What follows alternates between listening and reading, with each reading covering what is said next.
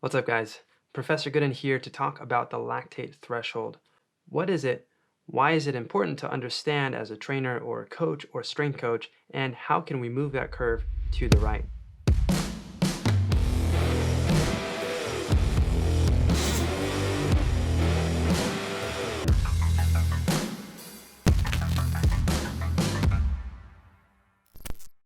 Okay, so in chapter 3 of the textbook from the NSCA, Essentials of Strength Training and Conditioning, we talk a lot about the three energy systems.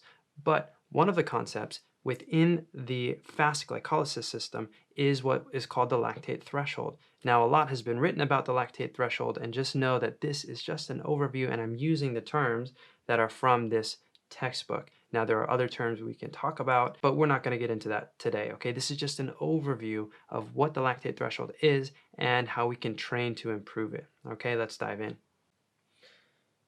Now, this comes from the textbook, Essentials of Strength Training and Conditioning, put out by the NSCA, and this chapter is by Drs. Hara and Kramer. As review, recall that the end result of glycolysis is a pyruvate molecule, and this can either be converted to lactate, which we'll talk about today, or shuttled into the mitochondria and used to drive the Krebs cycle.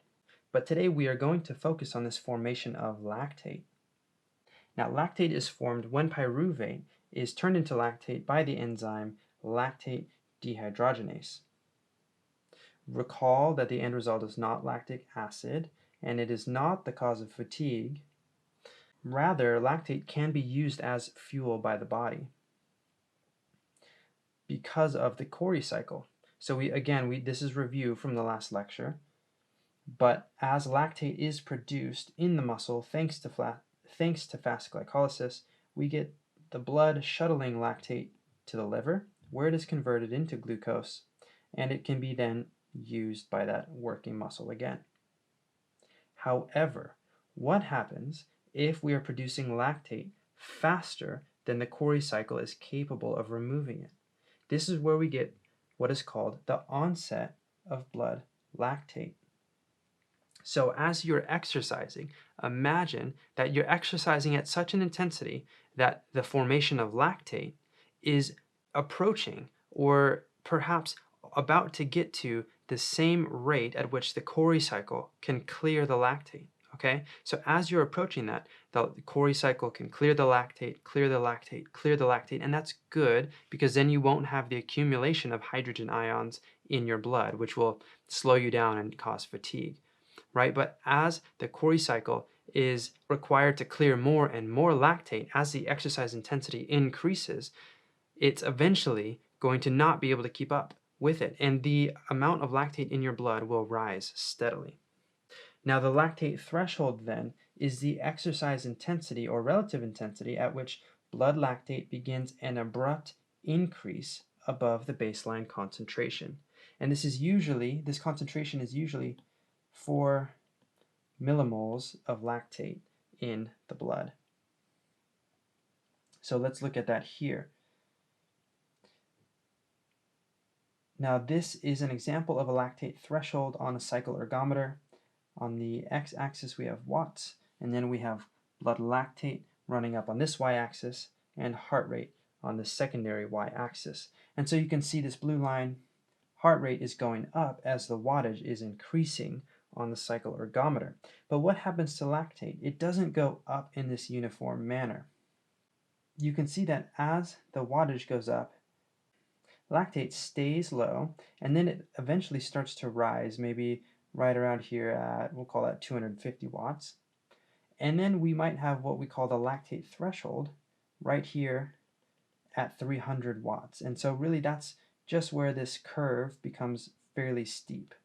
So the slope of that curve becoming steep signifies the onset of the lactate threshold.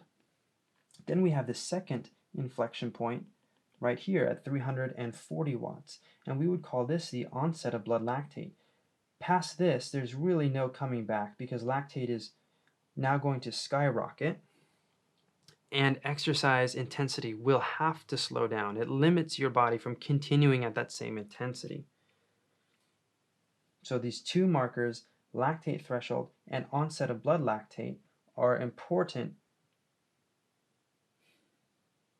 So these two markers, the lactate threshold and the onset of blood lactate, are important numbers to know if you're a coach or a physiologist, because monitoring these and monitoring improvements in these numbers can help you to get the most out of your athletes, especially if they're endurance athletes.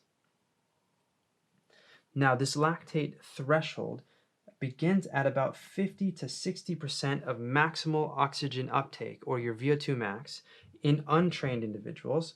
But with training, with aerobic training, you can actually increase that. You can improve it so that it's not until 70 or even 80% of your VO2 max that you're hitting the lactate threshold.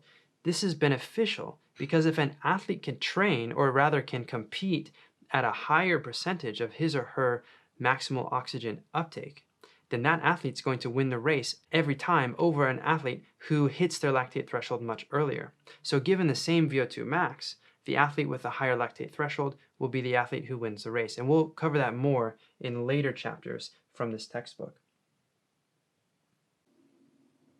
So let's go back to the graph. What happens if we continue to train right around and just under the lactate threshold? Okay, so if you put this athlete on the cycle ergometer a couple days a week and you had them train somewhere between this point and this point on the curve so that their body got used to handling lactate and so that the Cori cycle got more efficient at dealing with the lactate and clearing it, what would happen to that curve? Well, we are going to push this entire curve to the right so that now maybe the curve looks something like that, right? And that's kind of an extreme improvement, but maybe the athlete now has a lactate threshold of right here, so maybe 350 watts, and maybe their onset of blood lactate occurs here,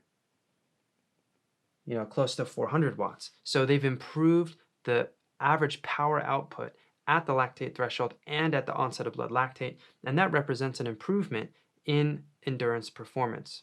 Because remember, if you can hold lactate off, and if you can produce less lactate during the event, you can train, or you can run, or you can perform at a higher velocity, most likely. Now, this also comes into play in a championship style race. So if you've ever watched the Olympics or the World Championships in track and field, then you know that the athletes don't always intend to run world record times. Sometimes they're intent to win a medal, and that takes running or competing tactically. You might see in the 5K, all of the athletes go out at a slow pace to start because none of them really want to try to lead the pack and set a really blistering pace and tire themselves out chasing a world record when they know they can maybe sit back and sit and kick and win a medal that way. Maybe their chances are better of competing that way tactically. And so in that case especially, the athlete who gets to the end of the race, maybe 1 lap or 2 laps to go, with a much lower level of lactate, if they've been able to keep their lactate levels low and they can tolerate a decently high amount of lactate, that means they have more room to work with in their finishing kick. They can suddenly increase the production of lactate and shift back to fast glycolysis in those last 2 laps. Whereas the athlete who's struggling to hold on and who's already running at a very high level of his or her lactate threshold, they don't have as much room to generate more excess lactic acid, or lactate rather, in those last 2 laps. And so they may not be able to deliver as blistering of a kick in those final laps.